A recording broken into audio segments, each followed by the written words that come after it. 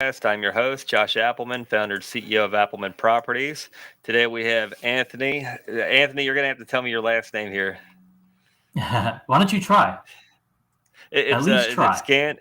Scandariato? Come Scandariato? on. It's Close a enough. good one, Close man. enough. Yeah. And Scandariato. You're not the only one, so don't feel oh bad. man, that's good though. Anthony's the owner of Red Knight Properties. He manages $150 million of assets under management, of over 1,000 units in 6 states, with a record of all over a dozen properties, 12 properties, full cycle deals. Red Knight ensures steady cash flow and equity growth. Anthony, truly appreciate you coming with us today. If you could let the listeners know a little bit more about yourself. Yeah, no, thanks so much for having me, Josh. Looking forward to this conversation. So as Josh said, I'm one of the co-founders of Red Knight Properties. We're a boutique, middle market, mixed use, and multifamily investment company, as well as property management. And I think we're going to talk about that on this show for the most part. But essentially vertically integrated. We are acquiring typically $5 to $20 million in deal size. And typically we're acquiring from long-term owners, or there's an opportunity to buy a distressed asset. As Josh mentioned, we're in 6 different states right now. I'm based outside of New Jersey. For context, I'm about 40 minutes west of Midtown Manhattan.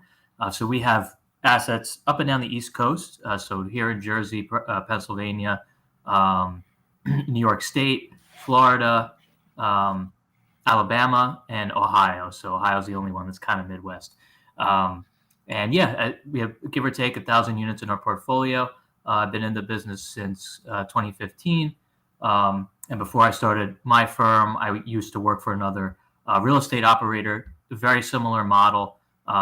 They were acquiring and repositioning value-add Class A multi-tenant office buildings up and down the East Coast in very similar markets that we're acquiring now.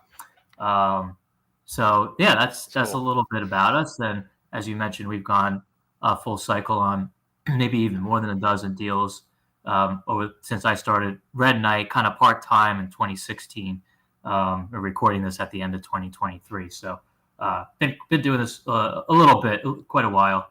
And we're excited for 2024. Obviously, a lot of challenges in the market right now, but if you can withstand them, you're going to be in a position to come out of this stronger. Yeah, I think that right now is what we've all been waiting for in a sense too. There's always going to be the doom and gloom on the horizon, but it's just being able to shift and pivot and make opportunities happen. And I'm glad you went back to how you got started with where you're at right now. So you were with another operator, but a different asset class. That was offices, correct? Correct. That was a Class A suburban, infill, and sub-CBD office in the Sunbelt states for the most part, and also, on the East Coast where I am, Northeast. Yeah, and having a firsthand experience on the operations of property management, I think that's what truly makes a real estate firm successful. Being able to have the boots on the ground and know what the do's and don'ts on a first person management level. I think you can compress expenses. You can add little values that can add new line items of income to the properties. And there's things that happen on the properties that take away from income, but what can be taken away without hurting the property. Yeah. As far as the areas that you all invest, can you go into what you look at for markets and what determines a good area versus a bad? Yeah, I mean, kind of what everyone's looking at, right? We're looking at population growth. We're looking at net migration. We're looking at what's the employment base like? Is it diverse? Is it, multiple employees over multiple industries? How big is that employment pool? Where can you pull tenants from? We're looking for stability plus growth.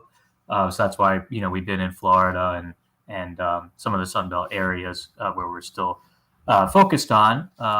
You got to be careful because there's a lot of new supply as well coming on, which can have an effect on the asset class that we're focused on, which is more workforce housing, kind of Class C, C plus, B minus assets that we're trying to, turn into another class level. So taking a C property to a B property in a B or A area. That really where are the jobs? What's the household income? can it support, the rent projections that we're targeting? What's the market rent? There's a lot of different things we're looking at. We buying below replacement costs. What's the going in yield? There's a lot of, different metrics that we look at. But for me, the markets that we're in, I got exposed to from the other operator I used to work for. We did a few deals in the markets where we're at, and got very familiar with it. Had the ability to network in those areas, so I felt very comfortable, going into those markets with our company, Red Knight, under our umbrella. Yeah, and you already had relationships with brokers, I'm sure, and even owners that might not have been ready to sell before, but when you came around, on the Florida states, are you all getting? Well, I know everyone's getting affected by the insurance, but how are you all hedging the insurance cost, if you can? Yeah, I had a couple of renewals just come up. So just to put it into context, we had a property in Clearwater, Florida that we sold in 2022. We had a property in Orlando that we sold about a month and a half ago. We still have assets in Ocala, which is more central Florida. You're about 75 miles, between the east and the west direction from the coast.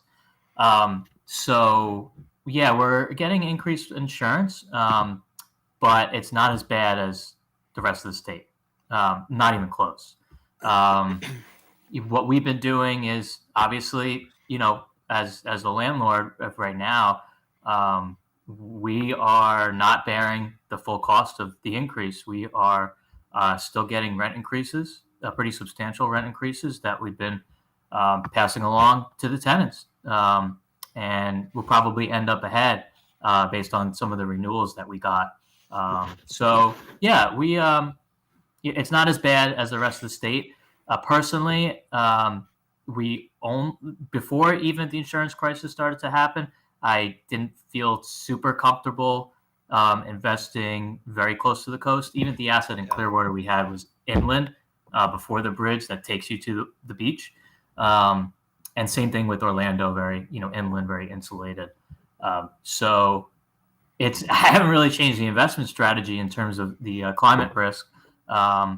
So, I just feel bad for some owners in, obviously Miami, West Palm Beach, Fort Lauderdale. They're just getting absolutely destroyed. And hopefully there's a light at the end of the tunnel. I mean, there are other insurers starting to come in. We haven't in Alabama. We're in Alabama as well. We're in central Alabama. So that hasn't really been hit. Ohio hasn't really been hit. Up here in the Northeast where I am hasn't really been hit. But yeah, Florida is pretty substantial, but we are getting ahead of it. We got way ahead of it in terms of our renewals even coming up because we knew this was going to happen. So we started increasing rents even more just to kind of cover that. It's huge. Hopefully there's some light at the end of the tunnel. Hurricane season in Florida is basically the end of November, and it's been pretty good right now in terms of claims being submitted or not submitted. So hopefully, knock on wood, we have another month of, not a lot of client claims being submitted, and things will start to open up again. But this is not sustainable long term. So I was asking if there was a strategy. We're looking at a larger property in the New Orleans area, and the insurance cost is making the deal not make any sense. If we can get that cost down, then it could be a home run. But that's the tough part is the insurance cost in a lot of different areas, including Texas too, right now. And different operators have different strategies that can be implemented. Just what are they and how can you implement them? What are some property management tactics that you all use? Because property management is essentially asset management. We've got different layers, but being a first person role, it's you've got your finger on the pulse. What are some things that you use to gauge the property's performance on a monthly basis? Yeah, I mean, we're looking on a monthly basis. How's our occupancy? How's our collections? Where are we at relative to our business plan in terms of what was the previous rental rates and our market rates, and how did they fare to our initial projections? How's our cash flow looking? There's a lot of different, how many evictions do we have? So we pull a monthly report. We have assets. We have syndications, so we have groups of investors partnering with us on deals. usually individual investors. So we do provide high level reports at the end of every single month to our group. We have assets internally, so it's essentially the same. We do it for our internal assets and then our assets with our investors. But we're looking at retention rates as well. We're looking at how much capex did we have to spend on this light turnover versus a full turnover. There's lots of different things that we're looking at the end of every single month. I mean, it really depends. Most importantly, we're looking at our net cash position. How much cash do we generate in the bank at the end of the month? What's basically our net income after paying the mortgage and all the capex and taxes, insurance, pretty much everything. Yeah, it's very alluring to have third-party property management on site. What are some reasons why you all like to manage your own properties? I guess, did you all start out managing your own properties, or did you pivot? Yeah, so we started out buying assets between me and my partner in New Jersey, very close to where we both live. So we bought about 70 units together. This was between, I think it was 2018, 2019, give or take, or even 2017. So we bought assets together. I was still working full time, so he kind of managed that while I was working, but still was able to help. So we got to learn a lot ourselves. We would go to the properties ourselves. We would execute on our business plan ourselves. So we got to learn a lot. So it made hiring people underneath us, once we got to a certain unit count, which is around 225, to start hiring a maintenance technician and kind of someone who oversees property management, leasing agents in each location. So we kind of started out that way, and we have accounting in house as well. It's at least for bookkeeping. So we've looked at third party management. We, in my opinion, probably would not have successful exits and successful deals or successful operations if we third party manage, because they're just not going to do it the same way we want it. Yeah, and we started out on our end with third party property management, and we were forced to pivot just because of that, not being able to execute on a business plan like we would. Communication breakdown. Just nonsense you deal with. I mean, we're dealing with enough nonsense on a daily basis. It's just adding to the complexity. What are some learning lessons that you've had along the way? 1,000 units, as you've had some opportunities, I'm sure. Yeah, I mean, we would have had more, but we sold a lot past couple of years. We're probably around 800 right now. I just rounded up. So yeah, I mean, there's a lot of lessons learned, mostly from the management side, I would say. We're fortunate on the debt side to have kind of locked in some longer term notes. So, I kind of learned that from just being in the industry, not to do short. We had some short term stuff that we got out of, which was very fortunate, and did well. But for the most part, it's the hiring and the firing of having the right people in place from the start is key, and it might not always be perfect from the start. We've had to switch personnel at different locations, multiple times. But for the most part, our retention is pretty good. Lessons learned: if you can kind of keep your good employees, especially on the maintenance side, motivated, and even leasing too, if you can keep them as you grow your portfolio in different locations and kind of leverage them, which is what we actually are doing now. I'll just give you an example. We have property in Orlando that we sold that I mentioned to you not too long ago. And then the maintenance guy there, it was 80-unit property. He turned every unit himself. We didn't hire anybody. Oh, wow. Nice. He's awesome. So we brought him up to our property in Ohio because we actually lost the maintenance guy. We lost the leasing person. So and it kind of all happened at the same time. So fortunately, we were able to convince him to relocate to Ohio, and he's there now. And he's been there since October 1st, and things turned around. Yeah, like that. Insane. So we have a really good month this month as we're recording the end of October 23. But yeah, if you could keep your good personnel and motivate them and encourage them, if you are selling a property or you're refinancing, or even from your cash flow. Make sure if they're doing a good job, make sure you bonus them. Just keep them motivated. If they're signing leases, definitely pay them each lease you sign. Doesn't have to be anything crazy, but just keep your people motivated and try to, because that's going to make or break you. I mean, 2024 moving forward, in my opinion, is probably going to be the year of the operator, as opposed to a lot of financial engineering that was happening over the past couple of years. So if you have property management under control, you should come out of, what I think we're going into, or already in a recession, stronger.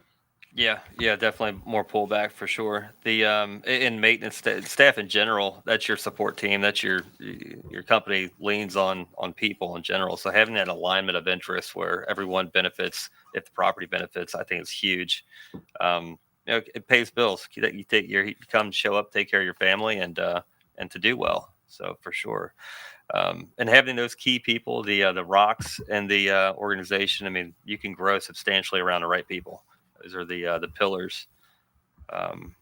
What are some things that you all do to add value to the properties? Yeah, like I said, we're usually buying from long-term owners who haven't really kept up with market rents, inflation. So quite honestly, the property is in pretty good shape to begin with. It's really operation-wise, obviously getting the rents relative to market, but we have some heavy CapEx projects as well that we've done. It's mostly exterior work, whether it's painting, adding amenity centers, outdoor furniture, dog parks, playgrounds, hardscaping, landscaping, interiors. It's mostly, kitchen, paint, new paint. If you can get away with painting cabinets, you paint the cabinets, backsplashes, flooring. If there's carpet, we put LPV. So it's kind of like the classic value add. I mean, we've done some heavier stuff on the exterior. We always start with the exterior because that's gonna. You hit it, yeah. You don't want to pull up if you're buying 1978 asset. You don't want to drive up to 1978 and then walk into 2023. Yeah, and we bought from owners who have kind of done the opposite over time, exactly. Which I don't really understand. And they're like, oh, why am I struggling with occupancy? I'm like, well, the first impression, somebody pulls up and they just don't want to live here. So you hit it spot on. Yeah, so we always start with that and right away, and then we'll start, working the interiors, of course. There's obviously other ancillary incomes. We have some utility income. As long as the market supports it, utility income fees you can charge. If there's some sub-metering we can do, whether that's electric, gas, or water. We try to do that too to try to, drive up that NOI as much as we can for us. A lot of different things we could do. Try to, capture spreads on renters insurance if we require the tenants to get those. Add vending machines. There's many different things. Have you all heard of a company called Rhino? I know there's a couple other ones that are competing, but we're utilizing them at this point. I think they actually create a bond on the deposit. We use them. We've used them actually since they started. They're good. There's another one called Leap that we started to transition to, but they're all good, and that seems to be the standard. And quite honestly, kind of gives you as the owner more security, and your bookkeeper's not reconciling security deposits when they move out. It's a lot cleaner, and they do pay. And you can get rental insurance as well, and even you can multiple X the deposit to make sure everything's covered. So we're happy so far. Just those little. And it's attractive. Yeah, it's attractive for the tenant because I don't need to come up with a month and a half of security plus the first month's rent, and in some cases paying the broker fee. It's a lot of money for some people. So we always market it as, hey, if you're qualified, there's no security deposit. It comes with the monthly charge, typically $18.25 or $34.25, depending upon their credit score. And that covers you for, at least with Leap, I think it's 9 months, give or take, 9 months to a year. Depends on what exactly your program you have set up with Leap. So we use that all the time, and it doesn't really in terms of the class of the tenants we have, we haven't really seen like a downturn just to use it and marketing it as deposit free. It seems to sort of be becoming more normal to use these these systems. Yeah, well, moving's expensive in general. I mean, you've got the upfront fees to moving, and then you got moving expenses and cleanup of the previous property. So if we can soften the burden, make it more enticing, and incentivize them, I mean, it helps everyone out. Still gets everyone to the same place. Are you all utilizing any government subsidy programs as well? So we have some rental assistance for some of our tenants that we'll accept. In terms of Section 8, probably 10% of our rent roll is Section 8 tenants, so it's not a huge amount. Yeah. Maybe actually less than that, maybe 5. So it's all free market rate properties. We don't have any LIHTC properties. Okay. It's all, we've taken over LIHTC properties that just came out of their LIHTC period. So all free market type of stuff. Can you elaborate a little bit off that? 'Cause they've got their 15-year federally mandated period and then a 15-year period to where it's off the contract. How did you all take it out off LIHTC? We didn't take it out. It was coming out. Coming out. And then we bought it right away. Okay, got it. So it was off the 15 or the 30-year?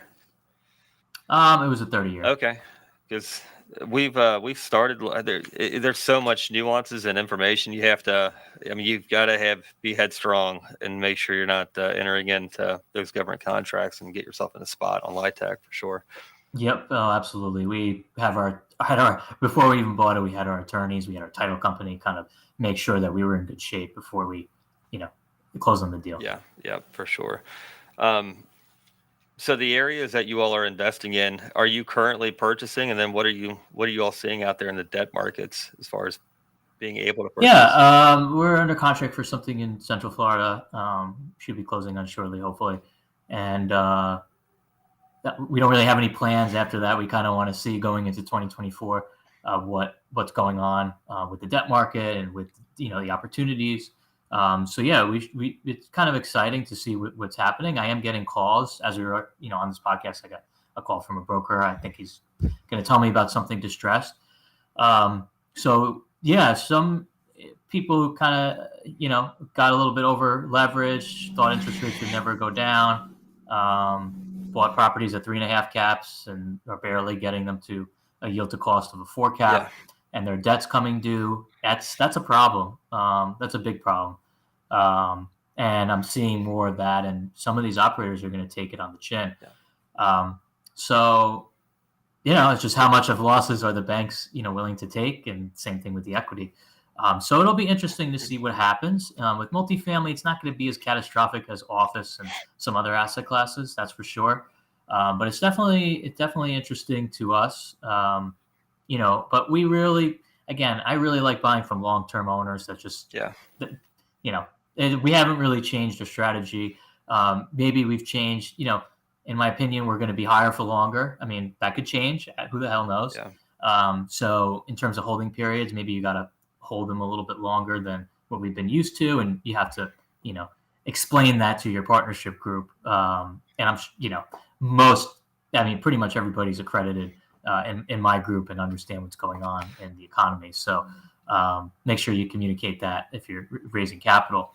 Then it might take a little bit longer than what maybe they've been used to over the past couple of years, and that's okay. So real estate's not like quick. You can really do some quick get out deals, but it's really more long term. Yeah, those are the anomalies for sure. What so you all, if you do syndicate a deal, it's a deal by deal. It's not on a fund basis. That way the investors know what they're getting into. Got it. Cool. Yep. As of now, yep. Yeah. All right. And what is your typical horizon? Is it 5 years, 3 years? Yeah, usually 5, 3 to 5. And if it's shorter, then great. And if we decide to sell or refinance and it makes sense, but we go into the expectation that it's 3 to 5, and obviously try to along the way, as long as it makes sense. If we are going to refi it, hopefully get most of your money out. Maybe half of it or a third of it, and hold it for a little bit, and then eventually sell. But we don't want to tie up capital for more than 5 years. But the debt we take on, usually 5 to 10 years fixed. Well, and it's still cash flowing, and investors can go drive by and check out what they've bought along the way too. It's not like the Yeah, stock if they market, want. so it's Yeah. they can see it, feel it, touch it. Very cool. Yep. For the ones wanting to get started in real estate, they're not really sure how. There's a limited partnership type LP, and there's GP. How would you recommend them find the path that they can go down? Yeah, it depends on what your goals are, really. I mean, if you have a career and you have a full-time job and you make decent money, but let's say you're a doctor and you're not going to have time to operate real estate. You're not. So partnering up with the operator that's been doing this a while, to invest with them. Obviously, you need to invest the operator or invent the operator. And there's a lot of ways you can do that. I would probably recommend that, but someone who's just starting out and wants to be a little bit more hands-on, obviously general partnerships active, which is what we are. We're general partners and limited partners. So you could kind of do both. Yeah. But, general partner is definitely a commitment. It depends, if you have a general partnership team, maybe you have a few people on your general partnership team, and they each have certain roles within the business. Make sure you define your role, and make sure that it's adding value to the general partnership. But yeah, I mean, you're just starting to you're just starting to get involved into real estate and maybe want to get on the general partnership side eventually. I've had a couple of people who have been limited partners in some of our deals, and those deals have been successful. And then after those, they actually started doing a couple of deals on their own, which is great as a general partner because they saw how we, were able to do what we needed to do. So lots of different ways. You could do a straight up just regular partnership with a joint venture with somebody. Lots of different ways you can get involved. Yeah. Main thing is getting started, getting out there, and getting the experience. Very cool. Yeah. If a listener wants to get a hold of you and find out more about you and your company, how can they reach out? Yeah, so our company's Red Knight Properties. Obviously, our website's Red Knight with a K, redknightproperties.com. We have a free special report that we're giving out right now. It's how to leave your 9 to 5 and reach financial independence, which is what I did. So you can actually should pop up on our website. You sign up for it, you put your name and email. I'll send it to you, and that'll provide all my contact information. But I have Facebook, Anthony Scandariato, or Red Knight Properties. Same thing with LinkedIn, Instagram, Twitter. Either one is fine. Awesome. Yep, we'll have that when we publish the episode as well. Very good. Definitely appreciate your time, Anthony. Look forward to following you and watching you all just keep growing.